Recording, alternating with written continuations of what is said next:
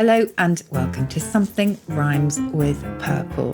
Now I'm sitting opposite, Zoom-wise, my co-presenter Gyles Brandreth, and I like to think, Gyles, that fate brought us together, which gives a little bit of a clue as to what we're going to talk about today. It'd be nice to think that that was the case, that fate brought us together on Countdown somehow, and we have known each other ever since. Well, it's a nice way of putting it, but the truth is the producers of Countdown brought us together. I don't know if fate had anything to do with it. I know.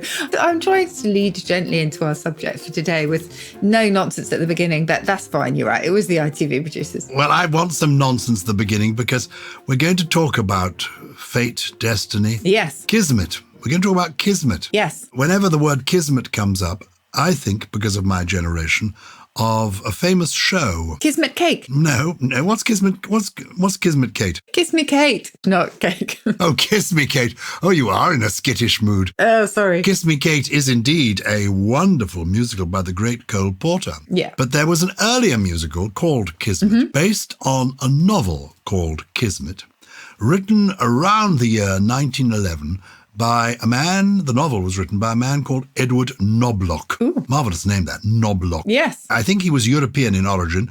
Knobloch. What does that have a meaning, the word Knobloch? Well, I can only tell you that in German, Knoblauch, which is a bit like Knobloch, but with an A in it, so it's Knoblauch, means garlic. Well, maybe his family once upon a time were people who sold garlic. Anyway, Edward Knobloch, Knoblock, was a very well-known writer. I mean, created Kismet, the show, well, the book, and then that became the show that was, I think, for a while, the longest-running musical in the West End. It was revived in the 1950s. I don't know if it's been done much since. But he was famous for Kismet. But he was also famous because he was a screenwriter and a playwright. And he was a friend of the actor John Gielgud, later Sir John Gielgud. And there's this famous story told about Sir John Gielgud, who was an actor noted for his gaffes. He is the person who, when on his 90th birthday, he came to have lunch with me and my wife at the House of Commons. I'd written a biography of him, and I invited him, and he was regarded by many as the great classical actor of the 20th century. I said, "Oh, Sir John, we are so honoured that you on your 90th birthday should choose to come and have luncheon with us." He replied, "Oh, my dears, I'm delighted. You see, all my real friends are dead." So he was noted for saying things that didn't quite come out as he meant them to. And in the 1930s, he was having lunch or dinner one day at the Ivy restaurant in Covent Garden with his friend Edward Knobloch, the person who created Kismet. And into the restaurant came a third party who passed their table and had a few words with John Gielgud, and they went to sit down at his table. At which point, Edward Knobloch said to John Gielgud, "Oh, who was that?" And John Gielgud replied, "Oh, a very dull man, so boring.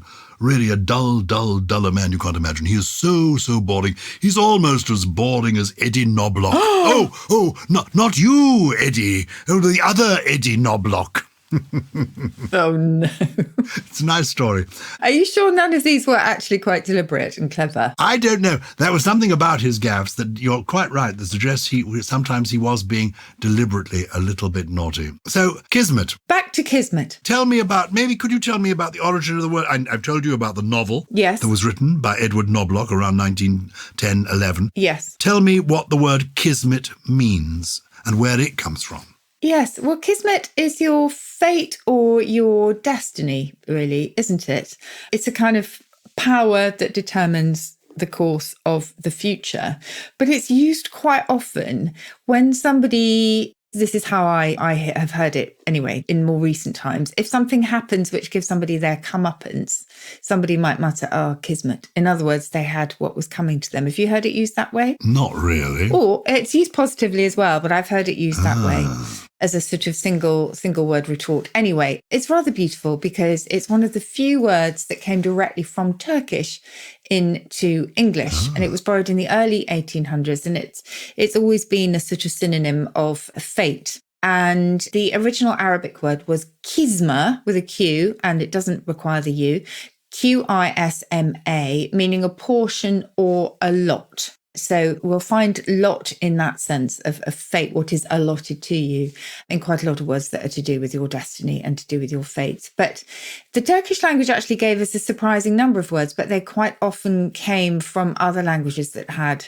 direct contact with the Ottoman Empire, so French and Italian. So we don't really think of them as being Turkish, but cafe, tulip, words like that. Tulip as in the flower? Yes. Ultimately goes back to the Arabic for a turban, Turkish rather, for a turban, because that's the shape, which is quite nice, isn't it? It's very nice. And how long have people been using the word Kismet in this sense of its fate, its destiny? Early 1800s, so quite a long time. Fine. Should we have just a little bit of a wander through the words that are to do with our fate and destiny? Now, we covered fate, actually. Can we start with fate? Well, we covered that. Do you remember in a very recent episode, we were talking about, God, what were we talking about? What were we talking about yesterday? Exactly. You can't remember. I can't remember. What were we talking about yesterday? We talked about the three fates, and I told you their names, Clotho, Atropos, and Lachesis. Do you remember? You did. I do remember that. Okay, good. Well, that was just yesterday, Gyles. Anyway, those were the three fates who essentially spun the thread of life. I love the way you think I'm going to remember what happened yesterday. Yes. I can't remember anything that happened recently, but take me back to my childhood, and I can remember in complete detail everything. I know. Well, don't take this the wrong way, but that is absolutely one of the key things about memory loss and dementia, isn't it? That people have such a clear memory of the past, but not so much of recent events. You know, that's just the way that the brain goes, I think. Well, I think it's all to do with retrieval, to be honest. Yeah. I think it's all in there because usually if I give it enough time, I can remember things. It takes longer to retrieve because there is so much in there. I think that's so true. We have a surfeit of information and we have to kind of almost sift through it. I quite like that as a challenge. If I can't remember someone's name, for example, I'm one of those people that will not want to be told it because I will go through it alphabetically. And then there's something that just pings right in your head when you reach that letter. And then you delve around in that particular drawer. Can I tell you about fortune? The word for the things that once determined the power that once determined events and, the course of one's life was actually weird. So weird only came to mean strange or supernatural in the early 19th century. So if you think back to Shakespeare and the Weird Sisters, they weren't weird in the sense that we know it today. Weird was just very much about this kind of magical, intangible power. But it was thanks to them, in fact, that weird took on this sense of being slightly uncanny. I mean, thanks to the three weird sisters in Shakespeare's play Macbeth. Yes, that we got the idea of something uncanny or supernatural. Interesting. Yeah. So until the 19th century, as I say, it was weird. And then came along destiny. And that is from French from Latin really via French, and destinare in Latin means to make firm or to establish. So your destiny is something that establishes the course of your life.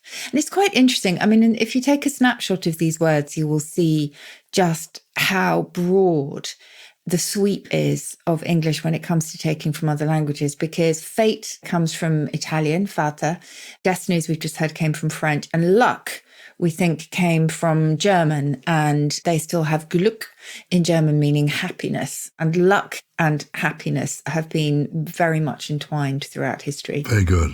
So Glück means happiness, and is that what gives us luck? Glück, yeah. So if you were happy, let's go back to happy. If you were happy many years ago, you were actually lucky. Things fell to you by hap, and hap meant chance. Which is why when we say perhaps, that means by chance, essentially. To happen was something that befell you by chance. So that was the primary meaning of hap. And so to be happy is to be blessed by luck or fortune, if you like. It's why we also have hapless. If you're hapless, you are unfortunate. And then later, it became to mean a little bit sort of incompetent, I suppose. But it really did mean to have no luck or chance on your side. What about the word happenstance? What does that mean? Oh, yes, happenstance is just almost as chance would have it, as chance was standing, stance. So, yeah, that's a nice one as well. So it was only much later, well, I say much later, but in the course of English, probably after the 15th century, that you could be happy. Until then, you were glad. And as I say, that the hap was much more about chance. And luck and happiness, etc., as I say, very much kind of, part and parcel of the same idea. But luck, related to that German Glück, it's of Germanic origin. Some linguists actually think it is linked to lock, perhaps with the idea that luck is locked in by destiny and fate, which is quite a nice idea, although slightly scary one, as though your whole life is predetermined. But yeah, so that's that one. Place for me again, you've just mentioned when it changed to happiness. When does the word happiness literally come into the language? So happy and happiness, we're talking probably 15th century, I think. I can double check that for you. Let me see what it says. Yeah, about the 15th century, maybe 14th century. And essentially it came to mean the feelings of pleasure rather than luck by about the 16th century. So it took 100 years or so for that to change. Because it's only really in the 18th century that the idea that we should all be happy became commonplace. And we have to blame the Americans, or give credit to the Americans, because of the declaration that says, we're offering you life, liberty, and the pursuit of happiness as a right. Interestingly, it's the pursuit of happiness, not necessarily the achievement of it. Because I think until then, people accepted that life was harsh and that you wouldn't necessarily expect happiness in this world. That was for the next world. Yes, and not only that, but melancholy was very much seen as a kind of necessary adjunct to creativity, wasn't it? So actually, if you look back to the Romantic poets, it was almost a prerequisite to be melancholy, because only that could actually spur on real art. So yes, you're right. But nowadays we are dedicated to pleasure and happiness, aren't we? At least we try to be. I know. I'm not sure it's rational, actually. If you look at the world overall, think of how many unfortunate people are living in difficult circumstances. Yeah.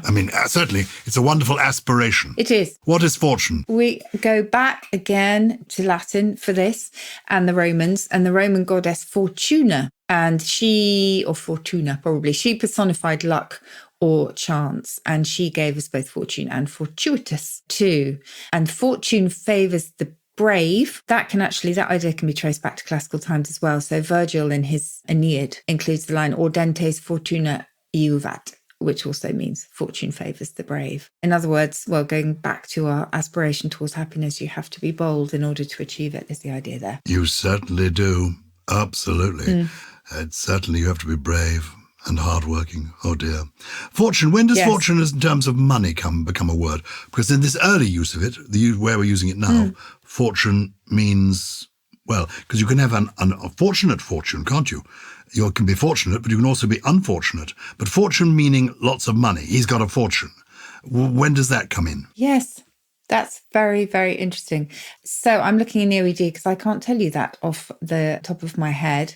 So good luck, success and prosperity is there by the 14th century. One's conditional standing in life. Shakespeare uses it that way in As You Like It. My pride fell with my fortunes. And then by 1596, and once again, it's Edmund Spenser and the Fairy Queen who gives us position as determined by wealth. And a small fortune, we obviously use slightly hyperbolically, don't we, to mean actually an extravagantly large amount, as in he just won a small fortune on the lottery. It's very interesting. Edmund Spenser and the Fairy Queen come up so often. He does, doesn't he? And yet I don't think I have ever read it. Do people read Spenser any longer? Obviously was he influential, or is it simply because it's an early publication and therefore people of the OED, the dictionary, have combed through every word in it? Yeah, I think it's there are many texts used by the OED to corroborate certain words, and obviously Shakespeare's the kind of bedrock of the OED.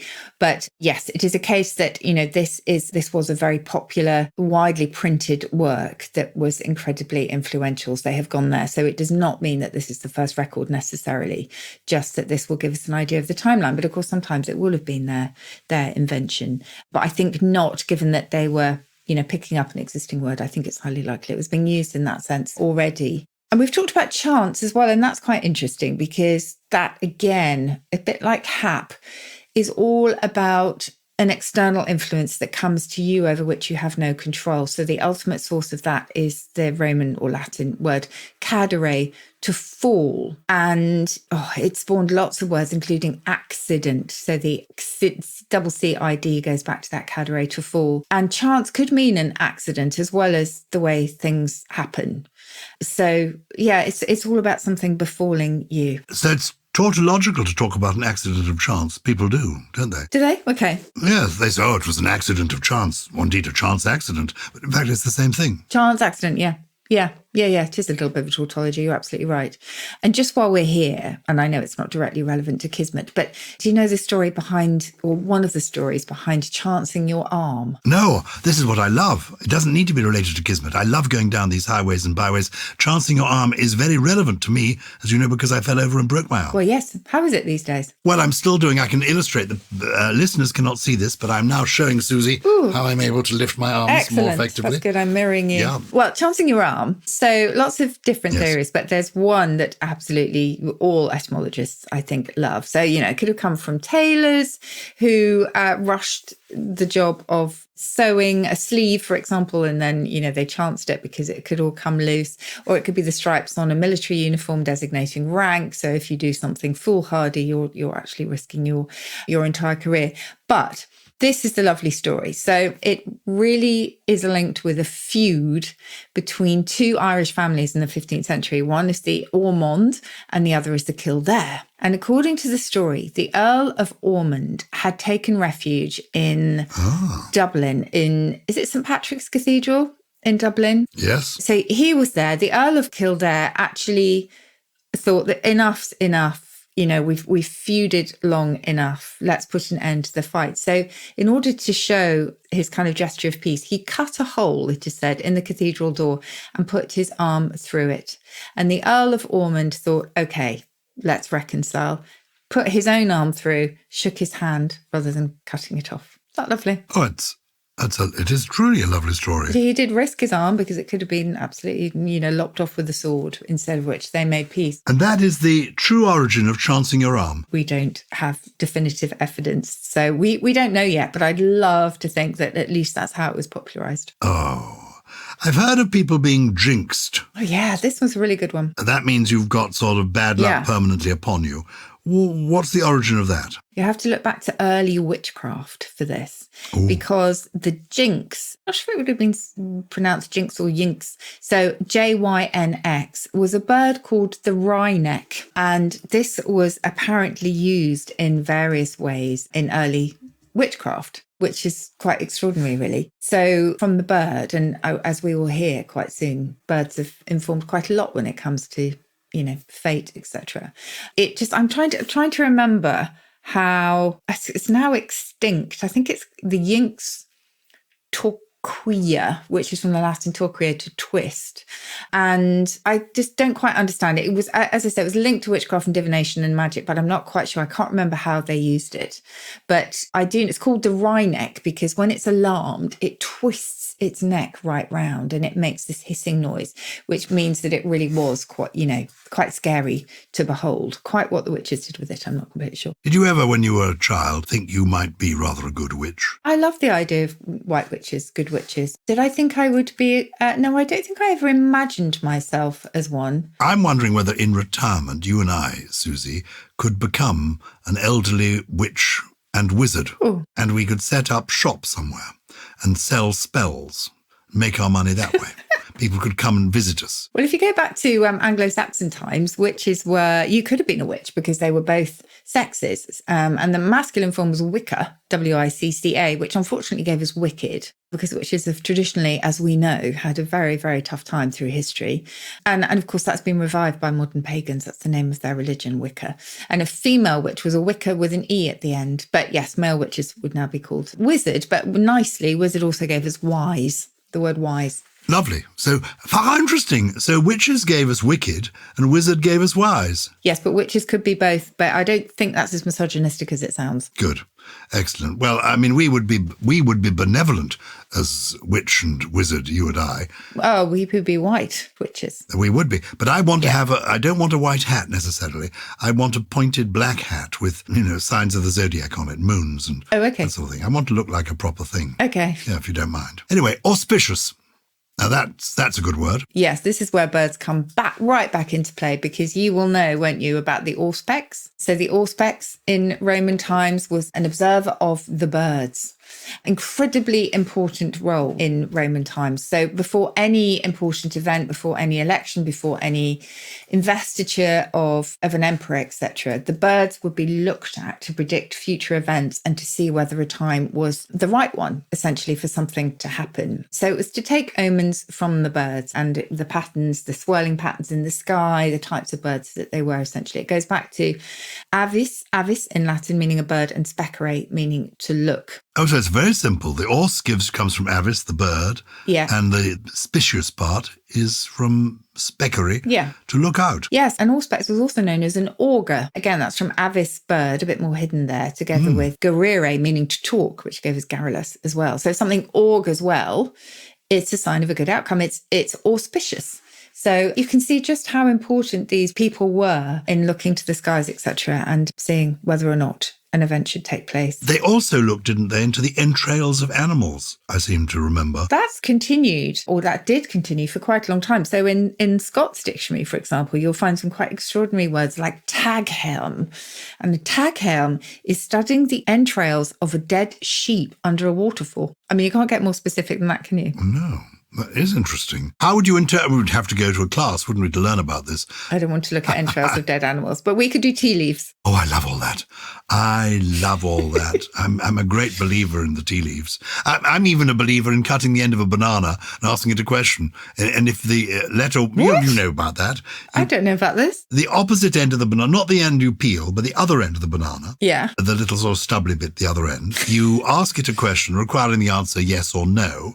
And if you cut off the tip and there's a clear why, the answer is yes. If it's a bit blurry, the answer is no. Or you must know that. Bring a banana to the next podcast and we will take a picture and we will post it. And you won't believe how brilliant it is. But okay. That's the snout end of the banana, but the sort of dud end, the bit that you don't peel back, that's where truly you cut off the end and there's a little Y clearly to be seen, and that means yes. Is there a name for divination by banana? Well, I don't know. Banana magic. Banana fluke. Banana crackers. Banana crackers. A fluke. Fluke. That's chance. That's an alternative word for chance, isn't it? So fluke originated as a term in games such as billiards, where it meant a lucky stroke. And I think the emphasis there was on luck rather than skill. But we can't trace it back much further than that, unfortunately. I mean, do you believe in providence? So providence is an interesting one, really, because if you're religious, you do believe in providence with a capital P, don't you? Because that is essentially God looking out for you. That is providing protective care. I don't know if it may be even a guardian angel. I was a great believer in guardian angels when I was little, and I like to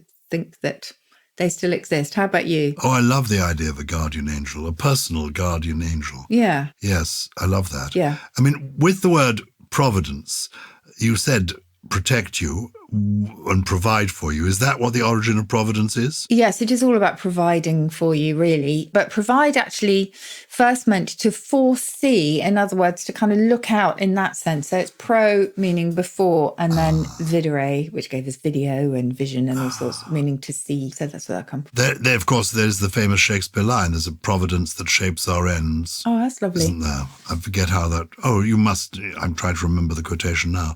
There's a providence... I failed you. I don't know how to find a Y and a banana, and now I don't know providence in Shakespeare. Well, oh no, you will, you know. It's well known. Just trying to remember the exact line. There's a providence that shapes our ends. It's Hamlet. It always is. It is always Hamlet. Mm-hmm. No, of course, there's a divinity. That's what it is. There's a divinity that shapes our ends. Rough hew them how we will. That is Hamlet, Horatio. Yeah. Acknowledging. So it's not providence. It is divinity. there you go. What about, you say that you're quite superstitious. Do you have mascots? Do you take mascots if you are going to something important, where the outcome is important? Oh, a lucky mascot. No, I don't know that I do. I suppose, did I have as a child, did I have a little St. Stephen or a little... no, I don't. No, I don't think I do. No. Were you one of those? Did you have little lucky mascots? Well, I'm always in awe on 8 out of 10 Cats Does Countdown, because one of the key elements of the show before we start the game is the comedians will bring out their lucky mascots, and there were none better than those brought up by Sean Locke. I mean, it was just ingenious, the ones that he came up with. But yeah, I used to, for exams, I think I had a little troll with...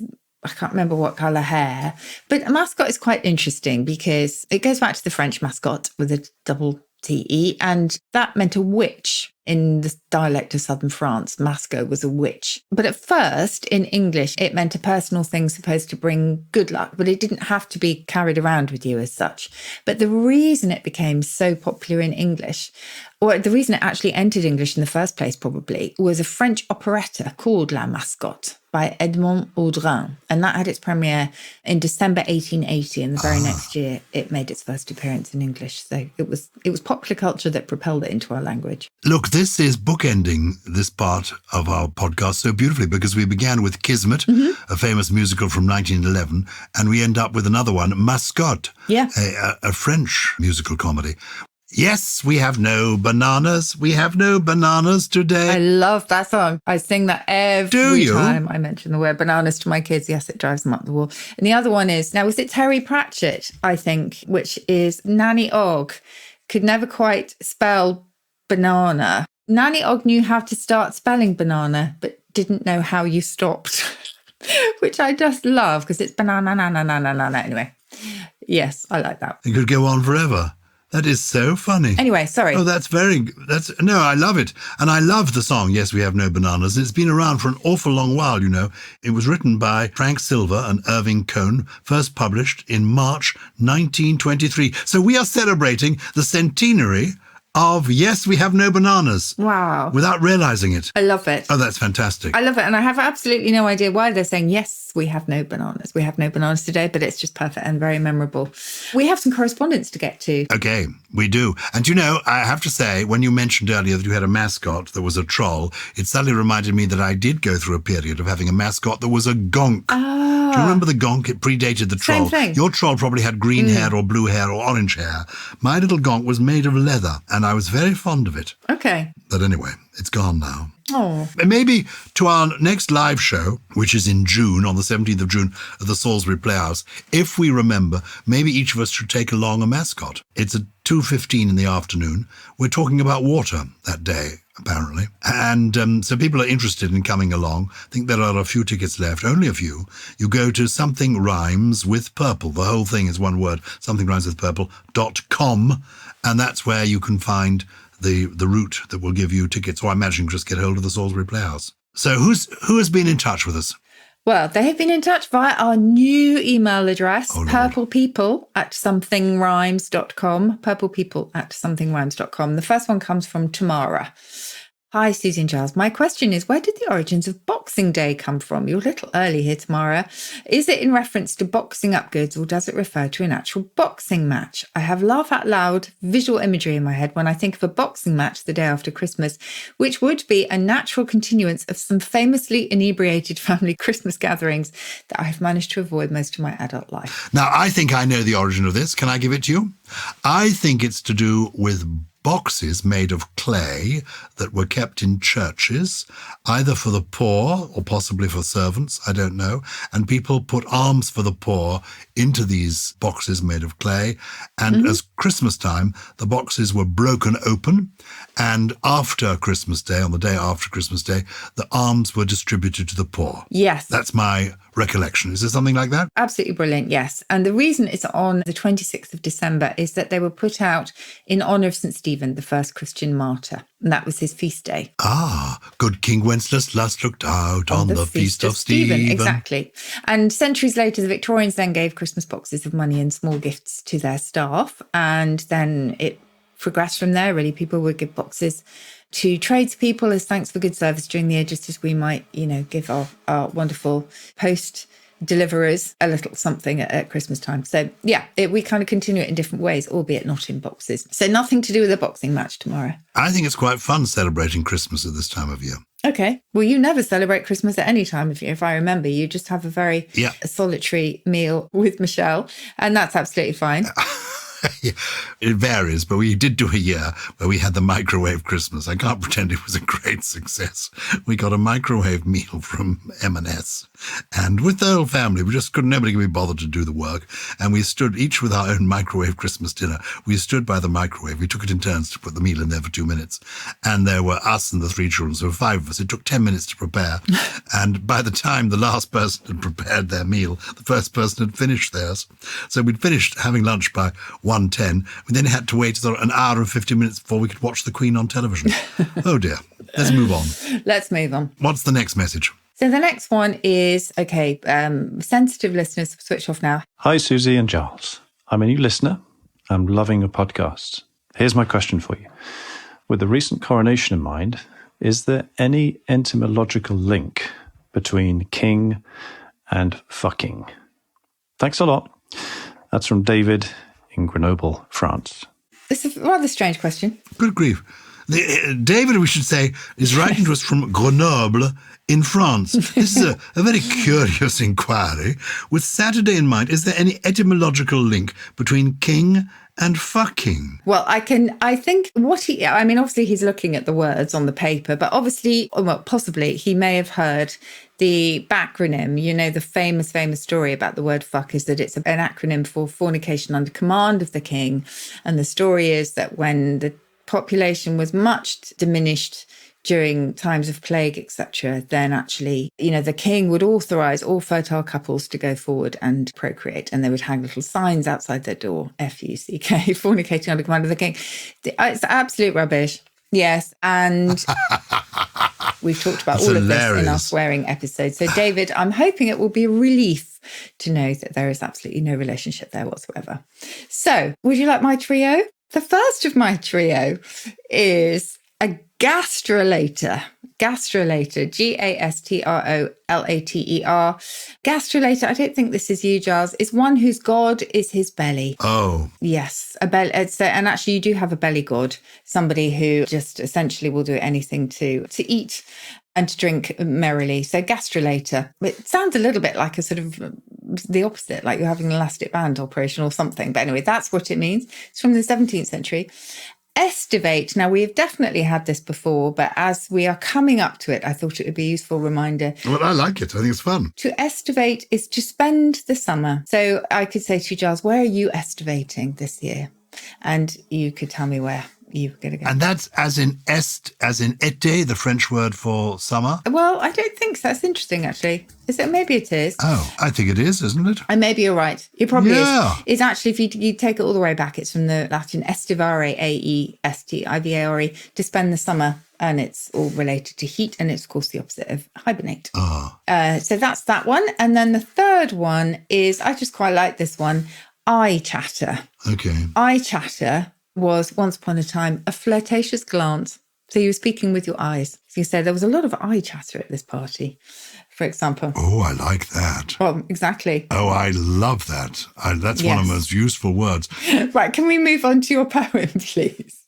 Well, given that the whole of this podcast has been a lot of nonsense, I have no choice in my poem today. I'm going to share with you one of my favourite poems that's by an author that we don't know who it's by. It's anonymous.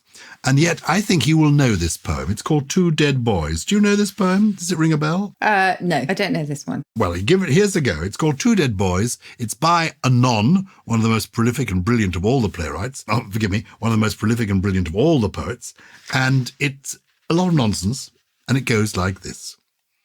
One fine day in the middle of the night, two dead boys got up to fight. Back to back they faced each other, drew their swords, and shot each other. One was blind and the other couldn't see, so they chose a dummy for a referee. A blind man went to see fair play, a dumb man went to shout hooray. A paralyzed donkey passing by kicked the blind man in the eye, knocked him through a 9-inch wall into a dry ditch, and drowned them all. A deaf policeman heard the noise and came to arrest the two dead boys. If you don't believe this story's true, Ask the blind man. He saw it too. Very good. It is very clever. It's a clever old bit of nonsense, and I felt it was appropriate to end our podcast of nonsense, which I've enjoyed hugely. I think we should talk more nonsense than nonsense.